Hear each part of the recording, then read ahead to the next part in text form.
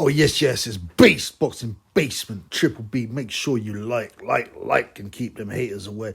Right, so we just watched the Australian title fight between Nikita Tszyu, brother of Tszyu, recently deposed by Sebastian Fondura, and he was fighting Danilo Creati, Danilo Creatine, for the Australian super welter title, which should be called light middleweight. But yeah, first of all, I gotta say, man, it's disgraceful the way that Australian fight fans are treated. This was a main event, an Australian title fight, 10-rounder between a prospect, a name, okay, and in Australia they had to pay $70 for it, $70 to watch this, and there were 3 women fights on the undercard. I don't know any nation that stripes so badly Australian boxing fans. They have to pay to watch any half decent fight. It's unbelievable. $70, man. $70. Now Tszyu's exciting. Yeah, he does get caught, and he was fighting Danilo Creatine, who is of Italian extraction and born in Italy, but he's fighting out of Australia now, so I guess he's a citizen. He is it's funny enough, his corner were coaching him in Italian, and he's a tough guy. He lost one fight to Michael Zerafa, who's not that good, but he's tough. And Tszyu opened aggressively. He put over Creatine in round 2, countered Creatine in round 2. And people were getting excited. Will he jump on him? Will he stop him? But Creatine was tough. Tough guy. Very tough guy. Throughout the fight, he was a very tough guy. And Nikita, he boxes like his dad, Kostya, and his brother. He's stalking, looking for those hurtful shots. He's always trying to hurt you. I like that. I like the way he fights. And his dad and his brother.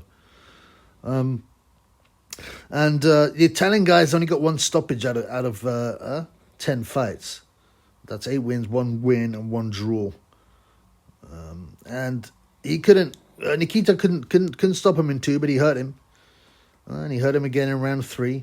And in the words of Adam Smith, the relentless, ruthless, rambunctious, swarming, entertaining Australian icon Nikita Tszyu, son of the legendary Tszyu, as adjective Adam Smith would say. But he was looking ruthless, strong, right, powerful. You just felt it was a time before the stoppage came. And in round 3, I thought Nikita's face looked a bit red, but it didn't really get worse. He has that high cheekbone, pale skin that will redden up. So it will always look.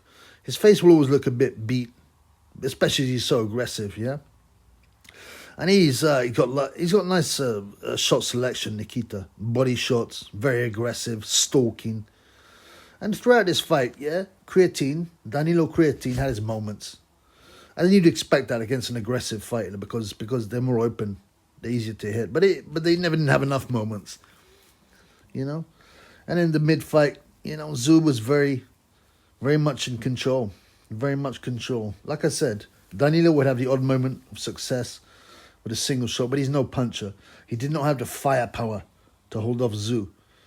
And I wrote it in round 5. The only chance he's got is that Tszyu gets some kind of injury, a cut, or his face gets busted up. And Nikita started to slow a bit in round 6. It was a messy round. And then boom, Danilo Creatine hurt Nikita. I think it was a right hand followed by some other shots. And this is the problem with Nikita. He's too easy to hit. And he needs to work on that. And the question is, will he pay for it against bigger and better opponents? I believe so. If he doesn't tighten up his defense. And he hits hard, but he's not, he's not a devastating puncher, I would say. Nikita gets through round 6. He was hurt, but he didn't look like he was going to go on the floor, especially against a guy who's only got 1 stoppage in 10 fights. That's a 10% stoppage ratio. That's no good. Round 7, Tszyu just gets back to what he was doing, teeing off against Creatine. But the Italian is so tough. The Italian was so tough. 8 and 9, Tszyu's taking over again. He's unloading shots. The final round, Creatine is exhausted. And this is what I like about Nikita Tszyu. He keeps on going for the finish. He kept on going for the finish. And it goes the distance. At one point, early on, you'd be like, nah, this can't go the distance. But the Italian was tough. And credit to him, but he needs to find some way to get some power on his shots.